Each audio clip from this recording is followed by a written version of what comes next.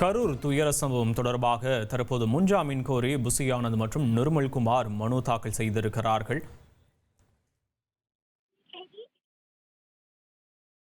மெட்ராஸ் உயர்நீதிமன்ற மதுரை அமர்வில் முன்ஜாமீன் கோரி தற்போது புசி ஆனந்த் மற்றும் நிர்மல்குமார் ஆகியோர் மனு அளித்திருக்கிறார்கள். அண்மை செய்தி. சம்பவத்தின் போது கூட்டத்தில் சில குண்டர்கள் உள்ளே புகுந்து காலணிகளை வீசினர் என்றும் தங்களுடைய மனுவில் குறிப்பிட்டிருக்கிறார்கள். முன்ஜாமீன் கோரி தாவிக நிர்வாகிகள் தற்போது இருவரும் மனு தாக்கல் செய்திருக்கிறார்கள். கூடுதல் விவரங்களோடு இணைகிறார் செய்தியாளர் மாரிசாமி. மாரிசாமி வணக்கம். மனுவில் என்னெல்லாம் குறிப்பிட்டிருக்கிறாங்க மாரிசாமி? மனுக்கு தொடர்பான கூடுதல் விவரங்கள்.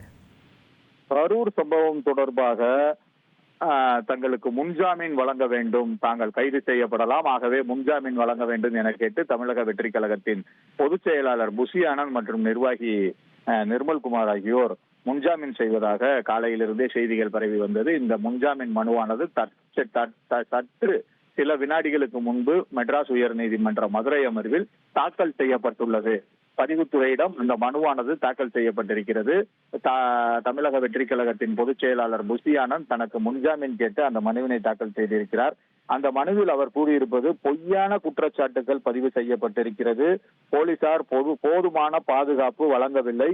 தானும் கட்சியினர் மட்டும்தான் கூட்டத்தை ஒழுங்குபடுத்தினோம். அதாவது கட்சி நிர்வாகிகள் மட்டும்தான் கூட்டத்தை ஒழுங்குபடுத்தினோம். போலீசார் போதுமான பாதுகாப்பு வழங்கவே இல்லை. கரூரில் இந்த சம்பவம் நடைபெற்ற நேரத்தில், அதாவது அந்த சம்பவம் நடைபெற்றதற்கு முன்பும் பின்பும் கூட்ட நெரிசல், கூட்டம் அதிகமாக இருந்தது. அந்த கூட்டத்தை ஒழுங்குபடுத்துவதற்கு தமிழக வெற்றி கழக கட்சியினர் மட்டும்தான் அந்த கூட்டத்தை ஒழுங்குபடுத்தினோம். காவல்துறையினர் போதுமான பாதுகாப்பு வழங்கவில்லை என குறிப்பிட்டிருக்கிறார். அதுபோக குண்டர்கள் கூட்டத்தின் உள்ளே புகுந்து கற்கள் மற்றும் செருப்புகளை வீசினார்கள் என குறிப்பிட்டிருக்கிறார். குண்டர்கள் கூட்டத்தின் உள்ளே புகுந்து கற்கள் மற்றும் செருப்புகளை வீசினார்கள் என குறிப்பிட்டிருக்காரு. அதுபோக ஆம்புலன்ஸ் தேவையில்லாம கூட்டத்துக்கு வரவழைக்கப்பட்டு விட்டது. அவ்வளவு ஆம்புலன்ஸ் தேவையில்லாம அந்த நேரத்துல கூட்டத்துக்கு வரவழைக்கப்பட்டது. எதிர்பாராம அதிக கூட்டம் வந்துருச்சு. நெரிசலுக்கு முக்கியமான காரணம் போலீசார் தங்களது பணியை முறையாக செய்யல. போலீசார் சரிவர அவங்க பணியை செய்யாததுதான் அந்த கூட்ட நெரிசலுக்கு முக்கியமான காரணம். அதுதான் காரணம் அப்படின்னே சொல்லியிருக்காரு. அது போக நான் நிரபராதி அப்படின்றத குறிப்பிட்டிருக்காரு. புசி ஆனந்த் அவரோட பெட்டிஷன்ல நான் நிரபராதி அப்படின்னு குறிப்பிட்டிருக்காரு. பொய்யான குற்றச்சாட்டுகள் தான் காவல்துறையினர் பதிவு செஞ்சிருக்காங்க. காவல்துறை பதிவு செஞ்சது பூராமே பொய்யான குற்றச்சாட்டு. காவல்துறை போலீசார், காக்கி உடை அணிந்த போலீசார் போதுமான பாதுகாப்பு வழங்கவே இல்லை. நாங்களும் எங்க கட்சிக்காரங்களும் மட்டும்தான் கூட்டத்தை ஒழுங்குபடுத்தணும்ன்றத சொல்லியிருக்காரு. கற்கள் மற்றும் செருப்புகளை கூட்டத்துல ஒரு குரூப் வீசினாங்க. அந்த குண்டர்கள் கற்கள் மற்றும் செருப்புகளை வீசினாங்கன்றதையும் குறிப்பிட்டிருக்காரு. இதெல்லாம் காரணம் காமிச்சு நான் நிரபராதி அப்படின்றத காரணம் காமிச்சு எனக்கு முன்ஜாமீன் வழங்கணும் அப்படின்னு புசி ஆனந்த் தனது அந்த முன்ஜாமீன் மனுவுல மெட்ராஸ் உயர்நீதிமன்ற மதுரை அமர்வு பதிவுத்துறைக்கு பதிவுத்துறையில் கொடுக்கப்பட்டுள்ள அந்த முன்ஜாமீன் மனுவுல இதெல்லாம் குறிப்பிட்டிருக்காரு. மாரிசாமி, மனு எப்போது விசாரணைக்கு எடுத்துக்கொள்ளப்படும்? மாரிசாமி, தொடர்பான தகவல் இருக்கா? அதாவது கோர்ட் ப்ரொசீஜர் எப்படின்னு பாத்தீங்கன்னா, நீங்க மனு இன்னைக்கு கொடுக்கலாம். அதாவது இப்ப விடுமுறை கால நீதிமன்றம் நார்மலாவே இருக்கிற நீதிமன்றத்துல மனு கொண்டு போய் ஃபைலிங் செக்ஷன் இருக்கு. அந்த ஃபைலிங் செக்ஷன் பதிவுத்துறை சம்பந்தமானது. அது அந்த ஃபைலிங் செக்ஷன்ல கொடுக்கணும். பதிவுத்துறை சம்பந்தமான அந்த ஃபைலிங் செக்ஷன்ல இந்த மனுவெல்லாம் வாங்கி வச்சுக்கிட்டே இருப்பாங்க.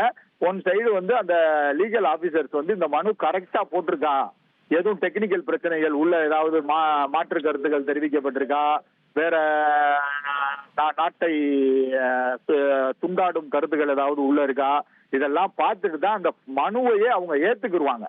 விசாரணைக்கு உகந்ததா என்னன்னு கோர்ட்டும் ஒரு தடவை பார்க்கும். இந்த லீகல் ஆபீசர்ஸ் பார்த்துட்டு அந்த மனுவை ஏத்துக்கிட்டதுக்கு அப்புறம் தான், இப்ப கொடுத்த உடனே ஒரு நம்பர் கொடுப்பாங்க, அதுக்கப்புறம் ஒரு நம்பர் போட்டு கொடுப்பாங்க. அந்த நம்பர் வந்ததுக்கு அப்புறம் தான் இன்னைக்கு ஈவினிங்க்கு மேலதான், அதாவது நார்மல் கோர்ட் டயத்துல ஃபைலிங் ஆயிரும். ஃபைலிங் ஆன அன்னைக்கு ஈவினிங்க்கு மேலதான் இந்த ஃபைலிங் ஆயிருச்சுன்னு ஒரு நம்பர் வரும். அதுக்கப்புறம் அது என்னைக்கு விசாரணைக்கு வருதுன்னு ஒரு லிஸ்ட் வரும் கோர்ட்ல.